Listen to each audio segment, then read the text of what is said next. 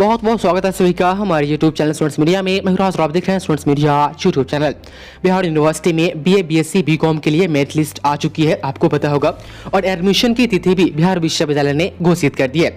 Admission आपको 13 तारीख से लेकर के 20 तारीख तक आपको एडमिशन ले लेना है। फर्स्ट लिस्ट में जो है 88,000 छात्र छात्राओं का नाम आया है। 20 तारीख के बाद सेकेंड मेरिट लिस्ट जारी की जाएगी। इस बीच में वो तमाम 88,000 छात्र छात्राओं को एडमिशन लेना है। जिसका भी सिलेक्शन हुआ है, यदि वो फर्स्ट लिस्ट में उनका नाम आया है, यदि वो एडमिशन नहीं लेंगे तो उनका नाम सेकेंड मेरिट लिस्ट में और थर्ड मेरिट लिस्ट में नहीं आएगा। सेकेंड मेरिट लिस्ट 20 तारीख के बाद जारी की जाएगी। अब बात आती है कि एडमिशन में जो एडमिशन फॉर्म होगा उस फॉर्म में हमें क्या क्या जानकारी फिल करनी होगी। साथ ही यूनिवर्सिटी ने कहा कि आपको एडमिशन के समय ही रजिस्ट्रेशन फॉर्म भी फिलअप करना होगा, यानी रजिस्ट्रेशन भी करवाना होगा। यहाँ पर दो चीजें हैं। एडमिशन फॉर्म है, तमाम जो कॉलेज है बिहार यूनिवर्सिटी के अंदर अभी 95 कॉलेज में एडमिशन हो रहा है। कुछ कॉलेज के पास खुद का वेबसाइट है, तो वो कॉलेज जो है ऑनलाइन एडमिशन करवा लेगी, ऑनलाइन एडमिशन और पेमेंट भी करवा लेगी। उसके बाद एडमिशन स्लिप जो मिलेगा, रसीद एडमिशन करने के बाद वेबसाइट पर जो प्रिंट आउट निकलेगा, उसके साथ कुछ कॉलेज कहेंगे कि आपको संबंधित डॉक्यूमेंट्स जो मैं आपको बताने वाला हूं वो डॉक्यूमेंट्स लगा करके आप अपने कॉलेज में जमा कीजिए, जहां पर भी आपका सिलेक्शन हुआ है। लेकिन बहुत सारे ऐसे कॉलेज हैं जिसके पास खुद का वेबसाइट है ही नहीं, तो वहां पर जो है आपको कॉलेज में जा करके वहां पर से एडमिशन फॉर्म ले करके आपको एडमिशन फॉर्म भरना होगा। उसके साथ जो जरूरी डॉक्यूमेंट्स मैं आपको बताने वाला हूं वो लगाना पड़ेगा। साथ ही वहां पर आपको रजिस्ट्रेशन फॉर्म भी भरना होगा। जैसे कि आप देख पा रहे हैं, ये कॉलेज है ललित नारायण तिरहुत महाविद्यालय मुजफ्फरपुर। इनके पास खुद का अच्छा खासा वेबसाइट है। तो यदि आपका सिलेक्शन इस कॉलेज में हुआ है तो आपको एडमिशन जो है वो ऑनलाइन लेना होगा। लेकिन बिहार यूनिवर्सिटी के अंदर मात्र 10 से 15 ऐसे ही कॉलेज हैं जहां पर एडमिशन ऑनलाइन हो पाएगी, बाकी सभी में ऑफलाइन ही होगी। तो ऑफलाइन में आपको फॉर्म वहां पर भरना पड़ेगा। वो फॉर्म किस तरीके से भरना है, कौन कौन सी जानकारी भरनी है, वो नेक्स्ट वीडियो में हम आपको बताएंगे। और रजिस्ट्रेशन फॉर्म भी किस तरीके से आपको भरना है वो मैं आपको नेक्स्ट वीडियो में बताएंगे। लेकिन इस वीडियो में हम बताने वाले हैं आपको कि क्या क्या डॉक्यूमेंट्स आपको लगाने होंगे। यहाँ पर आप देख पा रहे हैं, यहाँ पर कॉलेज ने जारी की है, आप देख पा रहे हैं नोट में कि document required for admission and registration process for UG session 21 से 24। अब यहाँ पर देख लीजिए, आपको डॉक्यूमेंट्स जो जीरोक्स कॉपी लगाने हैं वो और ओरिजिनल जो ले जाने हैं वो दोनों चीज मैं आपको बताने वाला हूँ।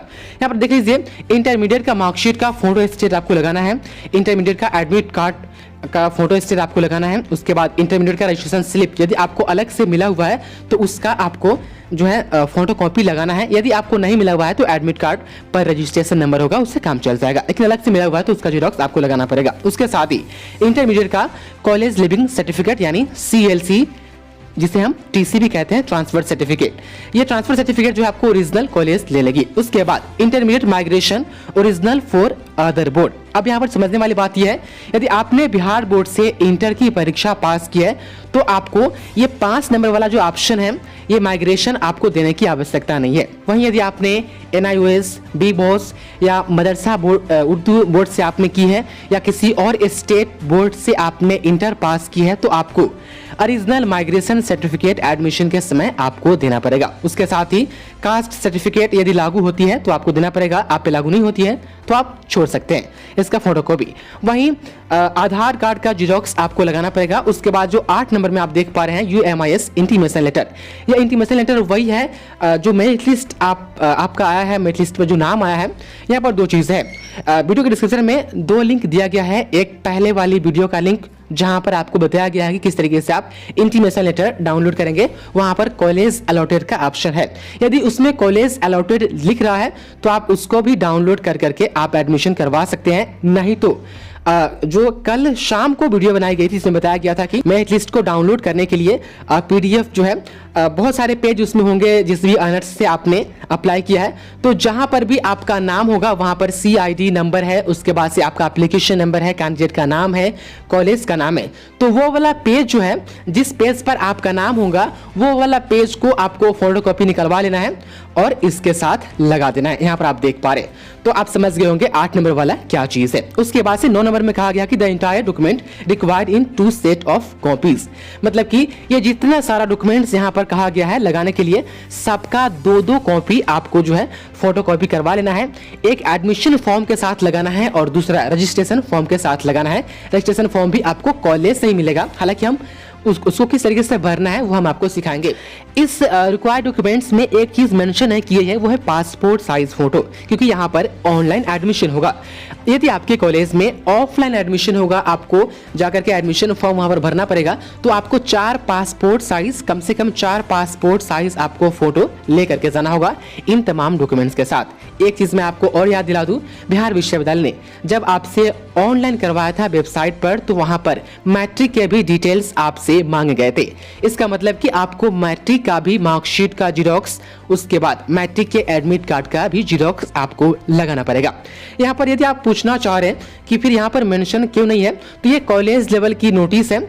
हर कॉलेज में कुछ डिफरेंस आपको दिखने को मिल सकते हैं। जैसे कि ये कॉलेज जो है एलएनटी कॉलेज कह रही है कि यहाँ पर हमको मैट्रिक का कोई आप जो है डिटेल्स हमें ना दे, लेकिन कुछ कॉलेज होंगी जो आपसे मैट्रिक के मार्कशीट का जीरोक्स मांगेंगे, क्योंकि बिहार विश्वविद्यालय ने मैट्रिक के मार्कशीट पे जो आपके मार्क्स हैं उनके डिटेल्स मांगे थे और आपके मार्कशीट को अपलोड भी करवाया था। अब एक चीज और, ये जो यहाँ पर कॉपी कहा जा रहा है, आपको इंटर का मार्कशीट ओरिजिनल ले जाना है, इंटर का एडमिट कार्ड ओरिजिनल ले जाना है, रजिस्ट्रेशन स्लिप यदि मिला हुआ है तो आपको ओरिजिनल ले जाना है, वहीं CLC आपको ओरिजिनल ले जाना है, और माइग्रेशन यदि आप पे लागू होती है तो वो ओरिजिनल ले जाना है। अब इसमें से कॉलेज आपको वापस क्या चूज करेगी, आपको मार्कशीट ओरिजिनल वापस कर देगी, एडमिट कार्ड ओरिजिनल वापस कर देगी, उसी वक्त देख करके सिर्फ वेरीफाई करेगी कि कैंडिडेट सही है या गलत है। रजिस्ट्रेशन स्लिप यदि एक्स्ट्रा होगा, मतलब अलग से, तो वो फिर वहां पर दे करके आपको जो है वापस कर दिया जाएगा। लेकिन जो CLC होगा 12th का, वो वापस नहीं किया जाएगा, वो ओरिजिनल ही ले लिया जाएगा। वहीं आप माइग्रेशन सर्टिफिकेट यदि आप दूसरे बोर्ड से इंटर किए हैं तो माइग्रेशन भी आपका ओरिजिनल ले लिया जाएगा, वापस जो है आपका नहीं किया जाएगा। रहा बात पेमेंट का कि कितना पेमेंट आपको पे करना होगा, तो वो पेमेंट के लिए शेड्यूल जो है अभी कोई भी कॉलेज जारी नहीं की है। शेड्यूल जैसे ही जारी करती है कि BA के लिए, BSc के लिए, BCom के लिए कितना पैसा लगेगा, तो हम जल्द से जल्द एक सेपरेट वीडियो में हम आपको बताएंगे। फिलहाल ये सभी डॉक्यूमेंट्स और कुछ एक्स्ट्रा जो मैंने आपको बताई है वो सभी तैयार रखें ताकि एडमिशन में कोई दिक्कत ना हो। हम नेक्स्ट वीडियो में आपको बताएंगे कि आप एडमिशन फॉर्म, रजिस्ट्रेशन फॉर्म किस तरीके से आप फिलअप करेंगे। बहुत बहुत शुक्रिया आपका इस वीडियो को देखने के लिए।